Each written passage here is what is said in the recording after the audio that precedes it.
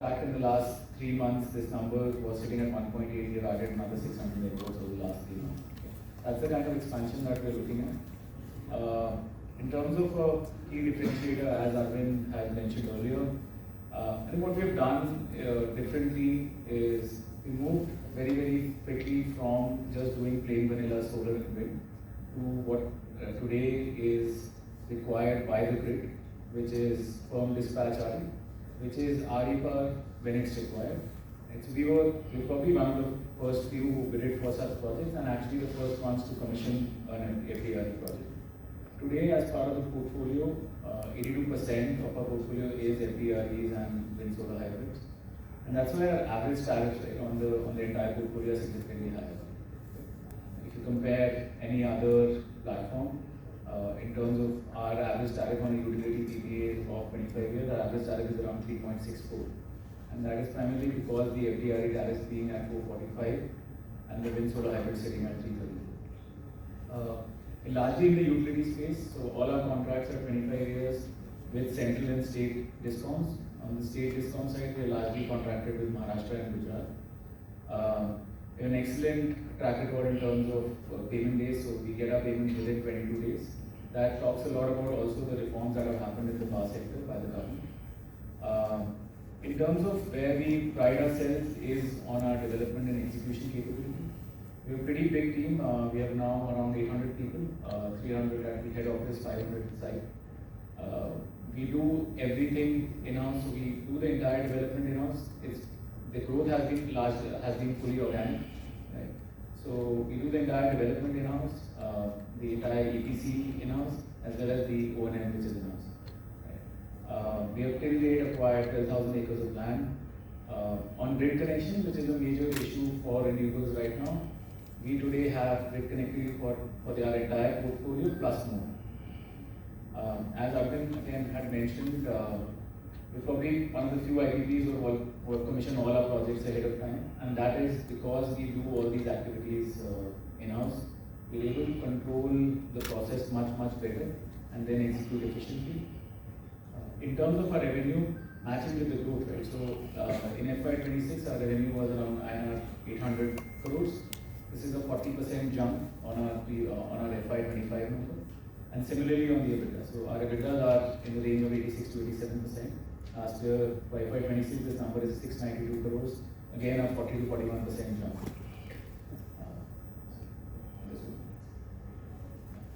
In terms of the journey, I think we have been through the entire period when renewables started. Right? And this journey started in 2011. There was a platform called Orange Renewable, which was promoted by AD Holdings. We and Parag were part of it right from 2012. In fact, the majority of our team was there with us in Orange. We developed a gigawatt of capacity in that platform, which was largely wind at that point, and then moved to Juniper. In Juniper, we won our first project in around end of 2018. We won 4 projects, which was largely plain vanilla solar between 2018 to 20. Commissioned those projects between 2020 to 22. And I think our next significant turnaround that has happened is between the period 2021, 22, 25. What we basically did, we did a lot of first during this period. We started doing wind again. We bid for our first FDRE project in 2023. Our portfolio was at around 1.5 to 2 gigawatts by 2022. In the next 2 years, we scaled this up to taking it to 10 gigawatts. Right? And now the scale up is happening to match that in terms of execution. There are a lot of firsts during these periods. We were the first guys to commission a merchant battery in India. We have been the first ones to commission an FDRE project in India. And we've also been the first ones to commission the biggest turbine in India. Right? So it's the 5 megawatt, 182 meter Envision turbine. Just to give you a reference, right? So the turbine height is 130 meters and the blade size is 91. Right? So the overall height of the turbine is around 2. At the top is highest tip is sitting at around 220 meters above ground, right? Which will be almost around 70 floors. Now, what we are now doing is a scale up on the execution side. So if look at the numbers in the on the bottom side, last year we were at around 1.17 gigawatts. That number is fixed at 2.4 now. We've added 500 megawatt hours of battery as well. As mentioned, we have a very experienced and committed promoters. Arvind has been in the sector now on renewables in India for the last 15 years with Orange as well as Juniper. We have a pretty experienced board. Apart from me, Parag, Arvind and Hemant, we have an independent with 4 independent members who have previously worked with or have been on the boards of a lot of blue chip companies. I think coming to the team, this is very, very important part which has allowed us to move fast on our portfolio. So we have an 800 member team, as mentioned. I think the one distinguishing factor, especially given the amount of players that are there in the sector, we have been largely able to retain our people. So most of the people that have been working with us have been working for a long time. So if you see on the screen, apart from me, I'm the CEO and Parag is the CFO. Deepak, who heads the solar execution, he has been with us for the last 4 years. Prateek again has been there with us for the last 5 years and was initially there in Orange as well. And if you look at the larger team, right, they have been working with us either right from the start when Juniper started, right, or even before. I think how that has helped us is in terms of execution. It helps us in taking decisions faster because we understand how things work, and that has allowed us to move much faster and be agile on the ground.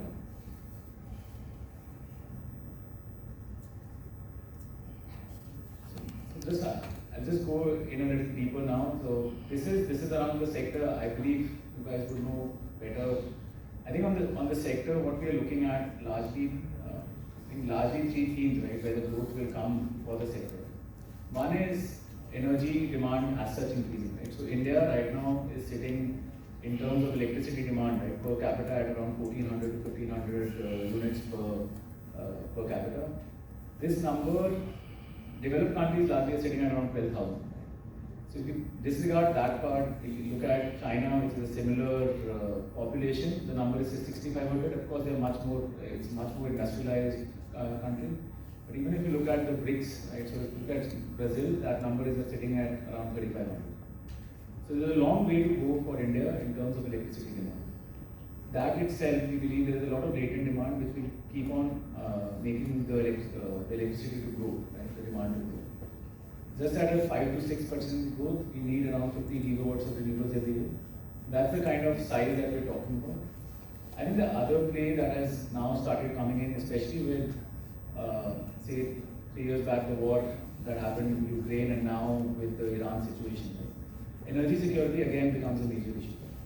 So, how renewables and the electricity sector profits out of that or benefits out of that is largely, if you look at a lot of energy that is coming into India is oil and gas, right? Oil for vehicular traffic and others. Right?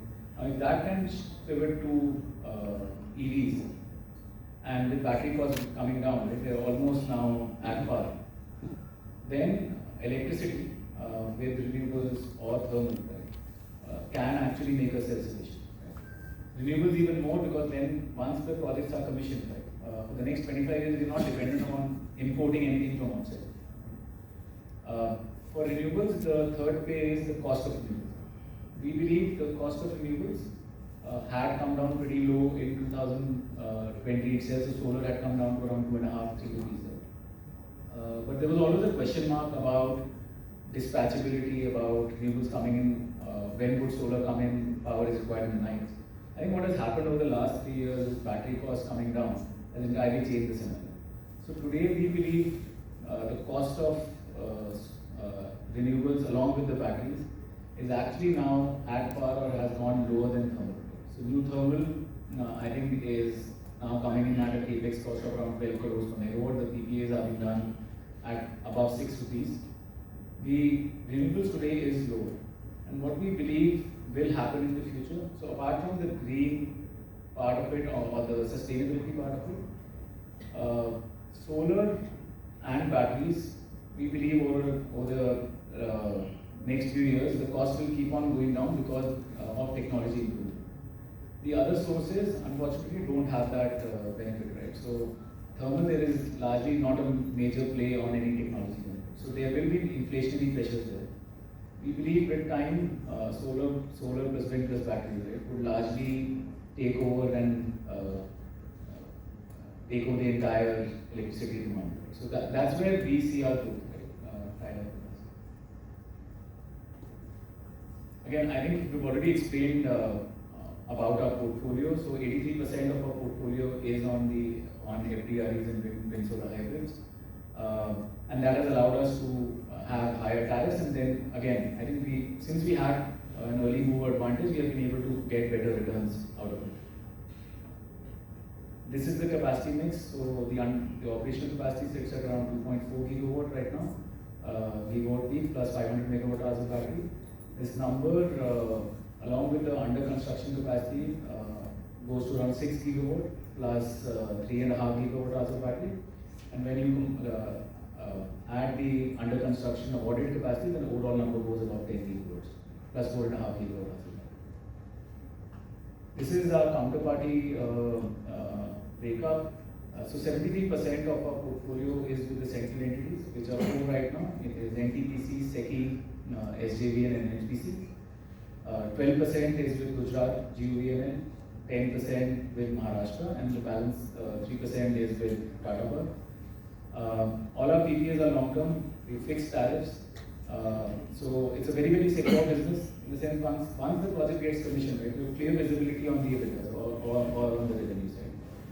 So that visibility is there. We've already talked about our development capability. As we mentioned today, a major problem, and this is not only in India, this is globally, where grid connections do become a major problem for renewables, given that their capacity factors are inherently low. Now with batteries coming in, of course, this solves the problem.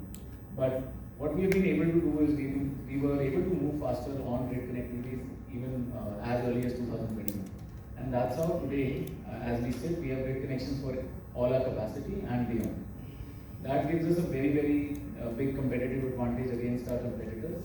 One, in terms of when we are bidding, but also in terms of anyone new who is coming in, it's like a major barrier to it. Right? So we then can benefit because of this early mover advantage. The last part, I think, has been our execution. Right? So we have executed with discipline. We have, I think, as a company, we have built it very, very patiently. When we have bid for projects, there have been a couple of years that we have stayed away because sometimes bidding does seem to be irrational. We have tried to stay out of it. And then there have been periods where there are significant margins and we have gone ahead pretty aggressively. In terms of execution of a project, as you mentioned, since we have done all our development in-house, right, we already have that benefit. But what we also do is the entire EPC happens in-house. So the entire EPC capabilities we have in-house. We have more than around 300 people there. Because of that, what we've been able to do is execute our projects well ahead of time.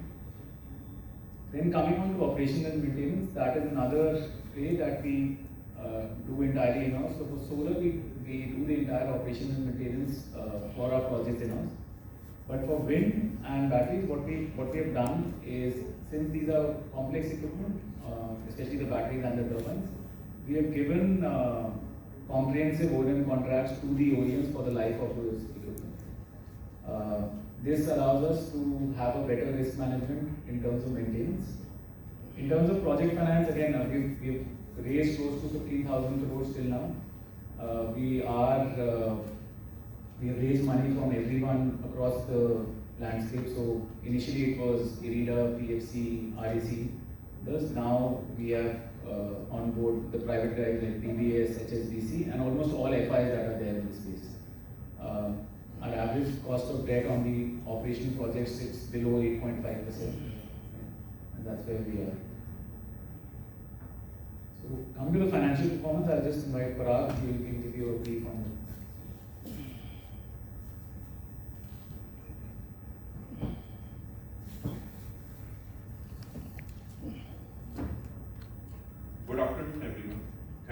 Ankush for giving comprehensive overview of the company and industry. From that, you can see that this renewable energy sector is in the rapid growth phase. With the increase in the electricity demand and government focus on the energy security, we believe this sector provides opportunity for tremendous growth. What is more encouraging is that Juniper Green Energy is not only participating in the growth of this sector, we are growing faster than this sector. With the backdrop of this, I will present you the financial performance of the company.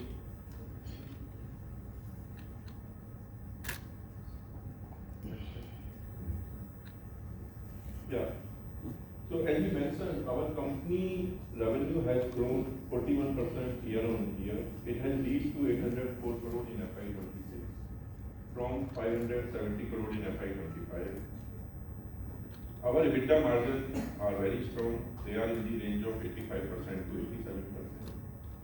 Our EBITDA is showing similar growth of 42% and reached to 692 crore from 485 crore in FY26. Our net profit is stable. They are in the range of 40 crore. Our net profit, I think the question comes to why net profit has not grown along with the revenue. This is the primary reason as we are investing in the capacity building. You can see from our capex, in last 3 years our capex has increased from 3,800 crore to 14,400 crore, which is the 3.7x time increase in the capex. As we mentioned, we have tied up long-term PPA for our capacity. Once our project commissioned, there is a clear visibility of the revenue for next 25 years. With the more and more capacity getting commissioned, clearly provide the visibility of the future cash flows. Thank you.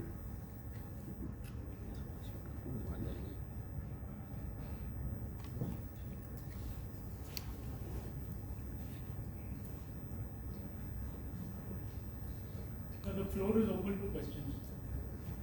Good afternoon,